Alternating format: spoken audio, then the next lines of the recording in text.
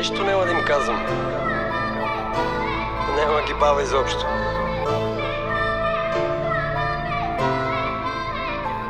Несправедливия свят ме накара да рапирам. Някой мисли си, че от Бог е по-силен. Управляват от високо обикновените съдби. Знам, че за доброто всеки трябва да си плати. Да, познам за правосъдието е спора. За нищо, което не съм направил, няма да говоря. Съди и прокурори, решетки белезници играят си с нас, все едно сме длъжници. Влязох без опит в този свят на наказания. Цял живот че ви преследват моите послания. Оковам някой в залата, дописва досието. Гледам дявола в очите им как ме води към въжето. За моите братя зад решетките мисля да рискувам. И с мисълта си, не с пистолет, че атакувам системата.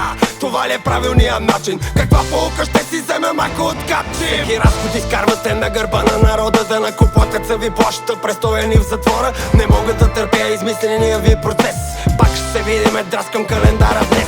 Винаги съм гледал по-широко на нещата и явно ви прече за това, че си знам правата и системата. И вие също нас се бачкате, мачкате, затова ни взимате крачките. Римите тежат като студената верига. Знам, че до точните хора посланието ми достига. Не губете надежда, горе главите. Един ден всичко ще се върне на съдите. Съдебната зала се сглобят някакви истории. Никъде не видях по-големи фантазиори. Режисират си филми и си вярват в тях. Но помнете, че да съдите, това е грях. Затворен в килия 3/2, но не познавам страха и пред нищо няма да се спра. Свободата ни взимате, но душите ни остават. Войниците от улицата трудно се предават. Ха-ха, пазете се, ще ви разкатая. И на покер на върха с кариерите ви ще играя. Докато не се научите да си вършите работата един по един, от високо ще падате. Нечестно ме осъдиха, затова ли живееш? Но всяка мъка аз използвам за растеж. И всеки брат съветвам да се бори. Дръжте се и никой няма да ви забори. И последния куплет